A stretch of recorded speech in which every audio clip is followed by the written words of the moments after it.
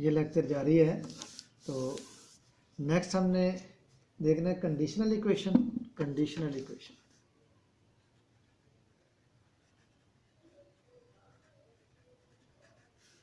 Conditional equation तो conditional equation an equation that is true for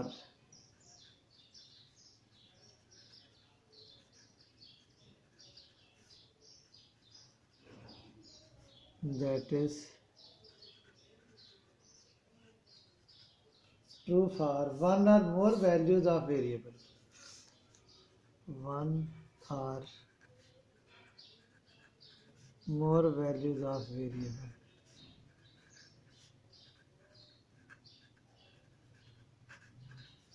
variable and false for all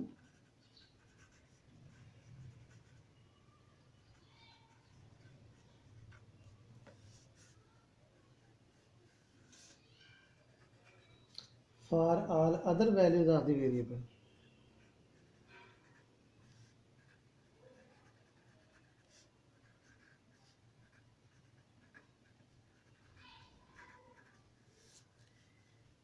Is called conditional equation.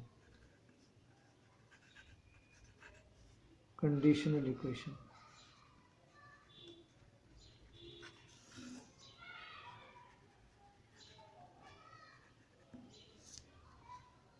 इसके example है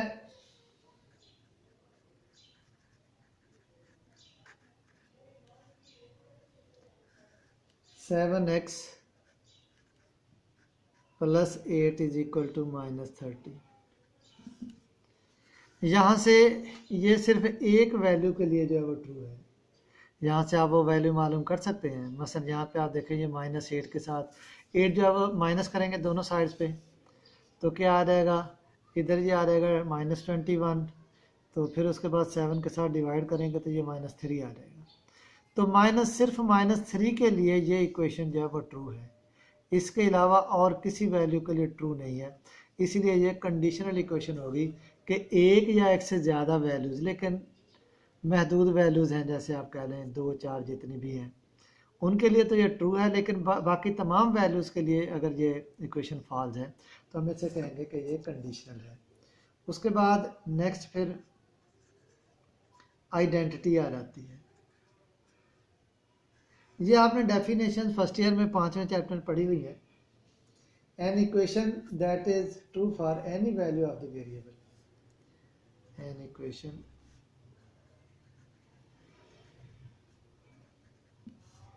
that is true for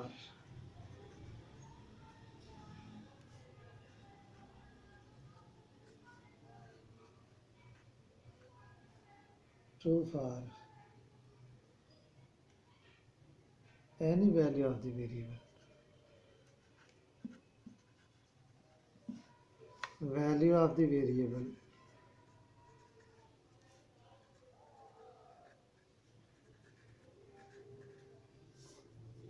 is called an identity equation.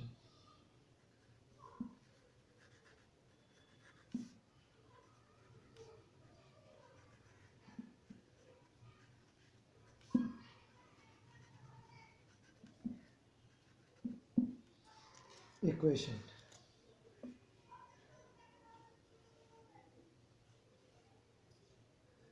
बल्कि just identity हम इसको कह देते हैं, equation का लफ्ज़ भी यूज़ नहीं करते, सिर्फ आइडेंटिटी कह देते हैं। The solution of an identity is all real numbers. The solution of an identity is all real numbers.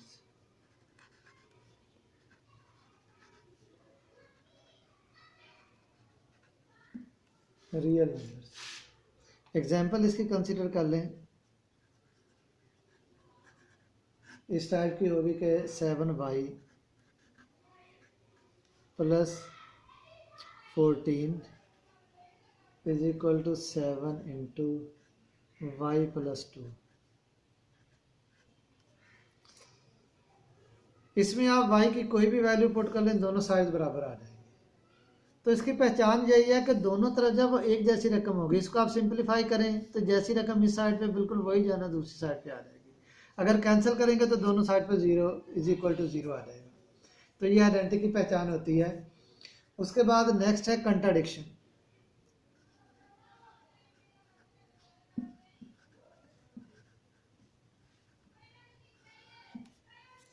An equation that is false. An equation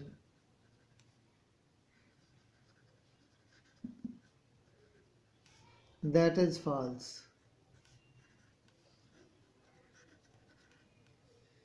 for all values of variable. For all values of variable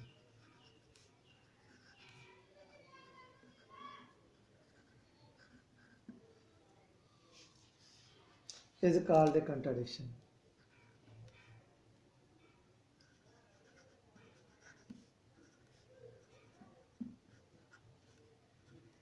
इसका solution नहीं होता। A contradiction has no solution.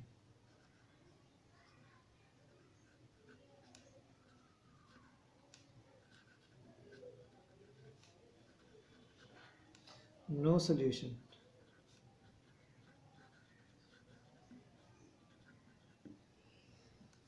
Example है इसकी,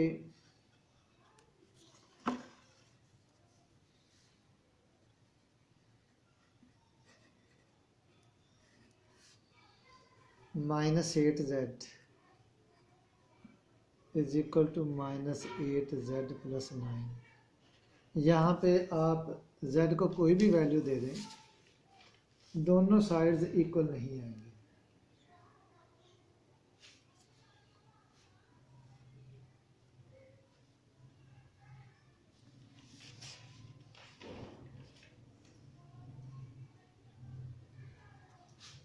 next है classification है equations की, कि exercise इस टाइप की हो सकती है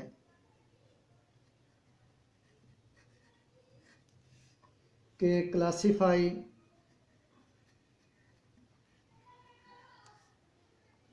as conditional equation,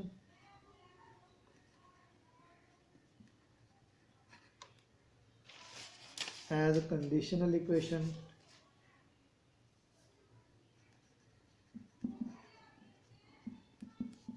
identity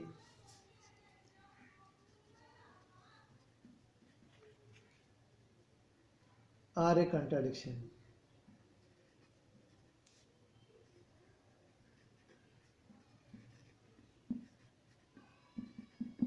Contradiction.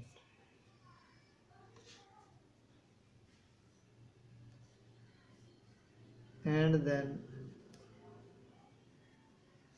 state solution. Solution मालूम करना है इसका। अगर सोल्यूशन इसका निकल आता है, कोई एक वैल्यू, अगर लीनियर इक्वेशन है तो एक वैल्यू ही आएगी, तो फिर तो ये कंडीशनल इक्वेशन होगी। अगर ये तमाम वैल्यूज़ के लिए ट्रू हो जाती है फिर ये आइडेंटिटी होगी। अगर किसी वैल्यू के लिए भी ट्रू नहीं आती तो इसका मतलब ये फिर कंट्राडिक्शन होगी। तो हमें जो क्वेश्चन दिया हुआ होगा, मिसाल के तौर पर जैसे ये है 6 into 2n minus 1 plus 3 is equal to 2n minus 8 plus 5 into n plus 1। जैसे इससे पहले हमने एक एग्जांपल की थी, इसी तरीके से हम इसको करेंगे। यहाँ पे डिस्ट्रीब्यूटिव लॉ अप्लाई होगा, यहाँ पे डिस्ट्रीब्यूटिव लॉ अप्लाई होगा, ये मल्टीप्लाई हो जाएगा यहाँ पे डिस्ट्रीब्यूटिव लॉ अप्लाई होगा। उसके बाद आपने नेक्स्ट स्टेप में जो वेरिएबल है, जैसे यहाँ पे n है तो n वाली टर्म को लेफ्ट साइड पे लेके आना है। यहाँ पे 2n और 5n होगा, ये 7n हो जाता है, तो 7n दोनों साइड्स पे आप सबट्रैक्ट करेंगे तो इस साइड पे n ख़त्म हो जाएगा। इसी तरीके से कांस्टेंट वैल्यूज -6 है प्लस 3 है, -6 प्लस 3 -3 होगा तो दोनों साइड पे 3 ऐड करेंगे, कांस्टेंट टर्म इस साइड पे आ जाएगी। तो यहाँ से फिर n की वैल्यू जो है वो आ जाएगी। अगर ये वैल्यू आ जाती है तो इसका मतलब ये हो गया कि ये कंडीशनल है। लेकिन अगर ये वैल्यू जो है वो नहीं आती तो इसका मतलब कि फिर कोई वैल्यू भी नहीं होगी। वो इस तरीके से होगा यहाँ पे कि एक साइड पे नंबर और दूसरी साइड पे नंबर आ जाएंगे, वो दोनों नंबर जो है वो इक्वल नहीं होंगे। तो इसका मतलब ये हो गया कि ये कंट्राडिक्शन है। और अगर इस तरीके से हो कि यहाँ पे हमारे पास जो है वो दोनों साइड पे ये रकम कैंसिल हो जाती है, एन बाकी नहीं बचता, दोनों साइड पे 0 इज इक्वल टू 0 आ जाता है, तो फिर इसका मतलब ये होगा कि ये आइडेंटिटी होगी। तो बहरहाल इसको सॉल्व करके देख लेंगे। अब नेक्स्ट हम एक एग्जांपल करते हैं। इसमें क्या है कि सॉल्व इक्वेशंस विद फ्रैक्शन और decimal coefficient. Solve equations with fraction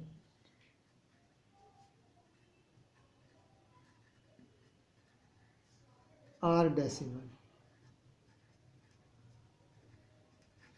बटे की शक्ल में कसर होगी हमारे पास, या फिर डेसिमल में इशारिया में होगी। तो ऐसी सूरत में हम कैसे हल करेंगे, इसकी एग्जांपल आप देख लें।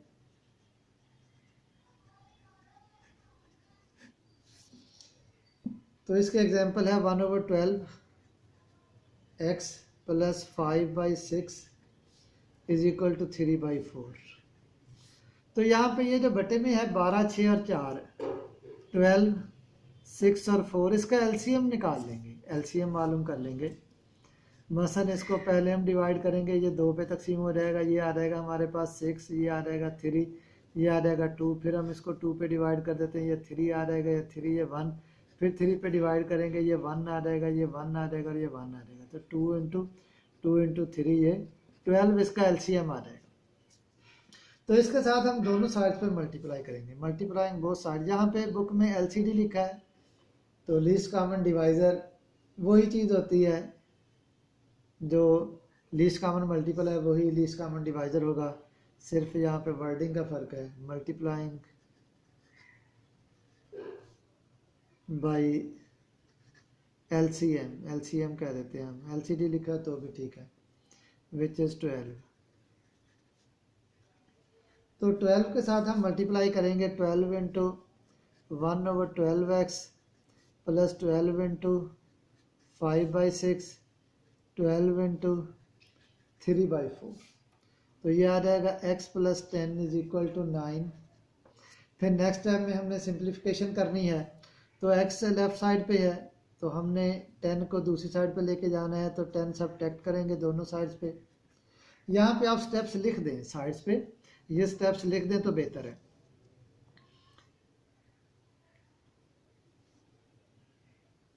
यहाँ पे +10 -10, तो ये आ जाएगा x इज इक्वल टू -1, इस तरीके से आ जाएगा।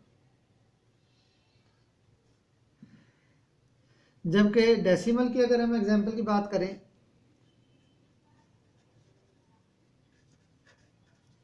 डेसिमल की अगर हम बात करें तो इस टाइप का क्वेश्चन के 0.25x plus 0.05x plus 3 is equal to 2.85। आपने ये डेसिमल फॉर्म जो है वो चेंज कर देनी है, इसको फ्रैक्शन में ले आना है, तो 25/100 आ जाएगा। ये 25/100 प्लस ये 5/100 इंटू x प्लस 3 है, इज इक्वल टू 285/100। नेक्स्ट आपने ऐसे ही करना है। अब यहाँ पे इसका एलसीएम जो है वो 100 आ रहा है, तो 100 के साथ हम मल्टीप्लाई कर देंगे, मल्टीप्लाइंग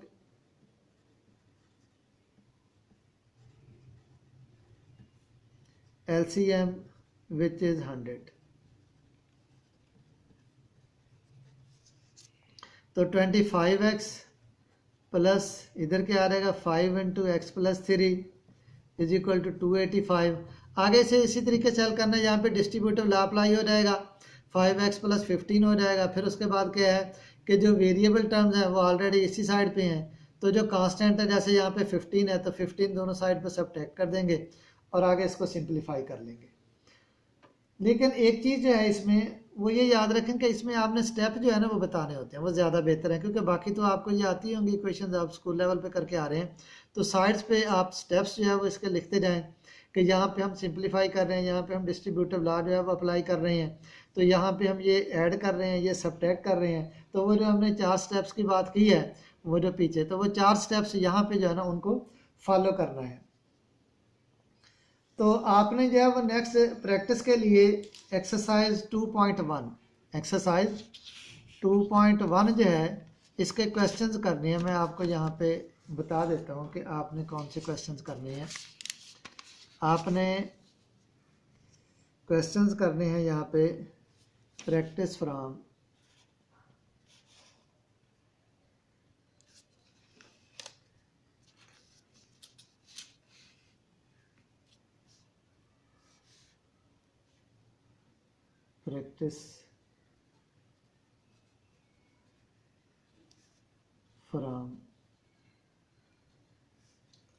एक्सरसाइज 2.1।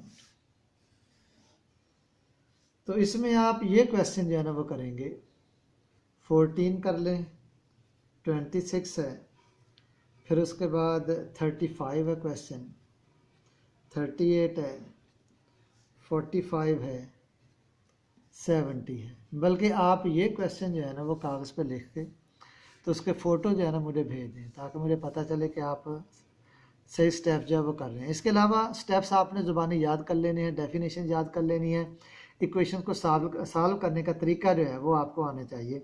वो आप ये प्रैक्टिस करेंगे इन क्वेश्चंस की तो आपको जो है ना वो समझ आ जाएगी इस बात की। तो आपने बुक से भी जो है ना ये चीज़ें जो है ना वो देखनी है, बुक से भी आप देखेंगे। बुक में जो है पेज 97 से आप स्टडी करेंगे, 97 से जो है वो स्टार्ट करके पेज 113 तक ये देख लीजिएगा। मैंने इन चीज़ों को एक्सप्लेन किया है, कोई डिफ़िकल्टी हो तो वो मुझे आप जो है ना वो बता दें।